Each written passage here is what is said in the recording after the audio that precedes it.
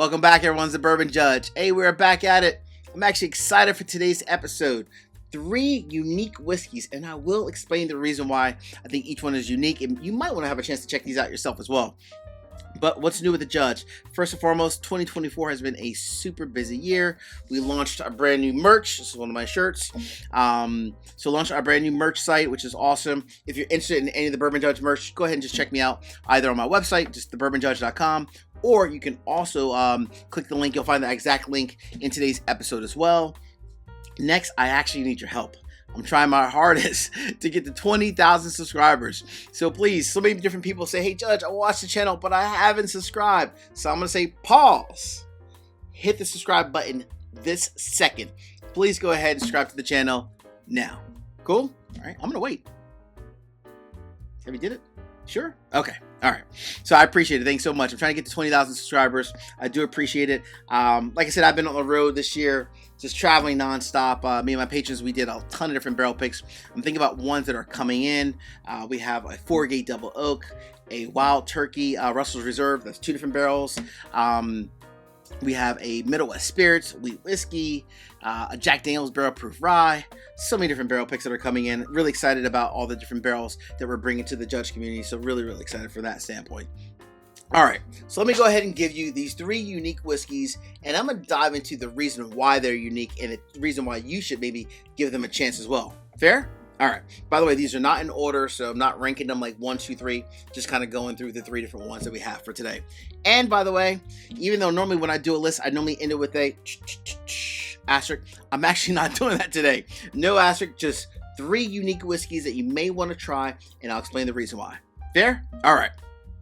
So what is number 1, Judge?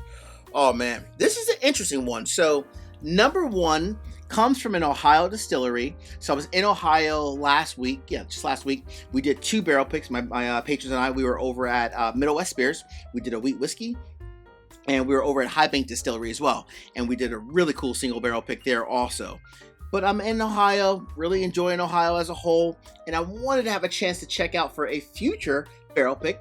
Wanted to check out our good friends over at Watershed Distillery. So Watershed, had a chance to check them out. They're in Columbus, Ohio.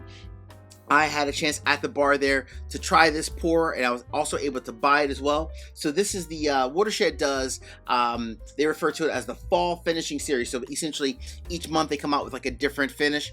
I had the apple brandy, which was amazing. And then I was like, I wonder what this one is like. So this is the fall finishing series. This is the aged 6 years straight bourbon whiskey finished in Nocino barrels. Be honest with you.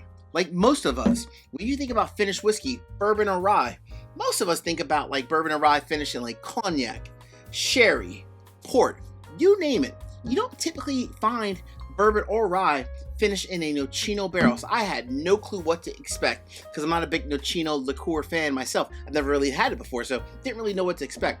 Went to the bar, did a quick little tour at Watershed, tried this product out, and I was like, woo! That is delicious, and it is coming home with me. So, what is this like? If you love bourbon and you also love like chocolate or dark chocolate kind of coming together, that is right up this alley. It is extremely chocolate, almost like chocolate overload. But if you like a bourbon that has like a ton of like the roasted malted barley in the mash bill, I think of there's a lot of different distilleries out there that have something similar. Maybe even like a Glen's Creek with like their cafe au lait, if you will, somewhat kind of similar. But if you love like that chocolate kind of finish with a bourbon, Watershed Nocino is absolutely a delicious pour. I had a pour there and I was like, Mrs. Judge, I gotta bring home a bottle with me.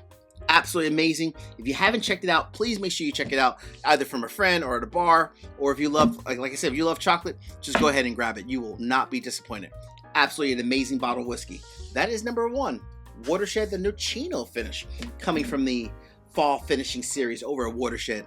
Columbus distilleries are on the map. My goodness. All right, that is number 1. Before I get to number 2 and number 3, I'm gonna go ahead and have a sip of whiskey. But real quick, again, 3 quick easy favors. Number 1, hit the like button. Number 2, if you didn't do it earlier, hit the subscribe button now. Literally, that button right there, the one that says subscribe. Hit it, please. Last but not least, please make sure you also drop a comment. Let me know what are your thoughts on Watershed, as well as some of the other whiskeys we're going to be talking about later today. Cool? All right. Cheers. Woo!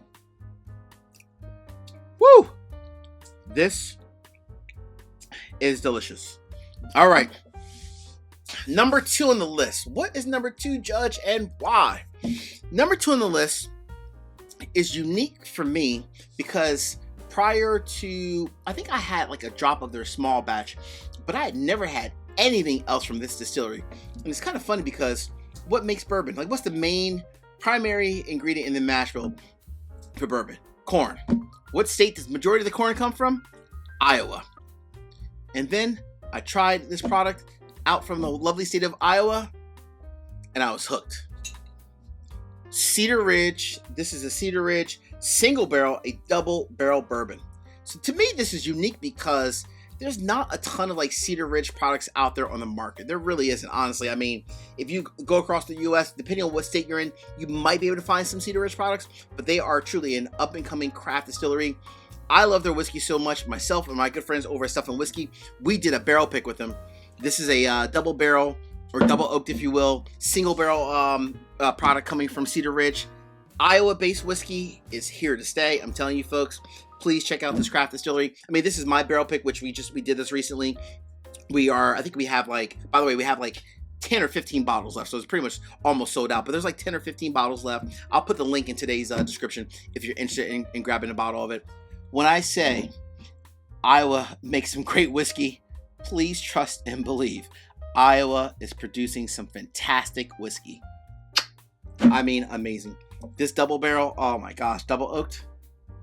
Oh, so damn good. Woo! Cheers to Iowa whiskey. We may not think about Iowa whiskey, but start thinking about it. Cedar Ridge, it is A-okay in my book. Absolutely. All right. So, Judge, what is number 3 and why? What is number 3 and why? Woo! All right. So, number 3 comes from a good friend of mine, one of my patrons, my buddy Oscar. Lives out in Texas. He's like, Judge, I want you to try this brand, this whiskey. So we had like a patron meetup. We were all hanging out, doing some pours, and I had like 1 or 2. I was like, this is pretty good. And then he gave me a sample of this version, and I was like, Oscar, I am hooked. So number 3 on the list. I'm gonna explain the reason why this one's unique as well.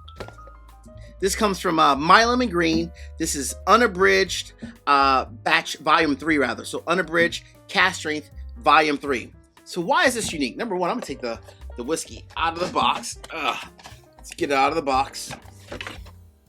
All right, number 1, I do love the bottle design first and foremost. Look at that from Milam and Greene. Very cool. So the whole story about the 2 different owners, the female owners that own the company. So with this one here in particular, they took whiskey from Kentucky, goodness gracious, Tennessee, and Texas, ranging anywhere from like 3.5, 4 years up to 10 years. They blended it all, and then they actually aged it in Texas.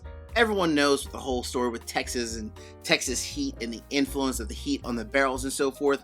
So the fact that not only, anyone can blend whiskey, right? But blending it well is a different thing. And then also aging it in Texas, especially taking whiskey from other states and then aging it in Texas so that all that Texas heat can really make a huge impact on the whiskey itself. I tell you, folks, I had a sip of this unabridged. I was like, Oscar, sign me up. Sign me up. This bottle is flat out insane. I sipped way too much of Oscar's bottle that I had to get my own, and very appreciative of my buddy Oscar. I was actually about to go out and buy one. He gave this one to me. I think he had an extra one that he gifted me. So Oscar, I appreciate you, my man. But folks, Milam and Greene, unabridged, volume 3. Buy it and thank me later. Hey friends, as we say in this courtroom, peace, cheers, and most important, salute. Take care. See you guys.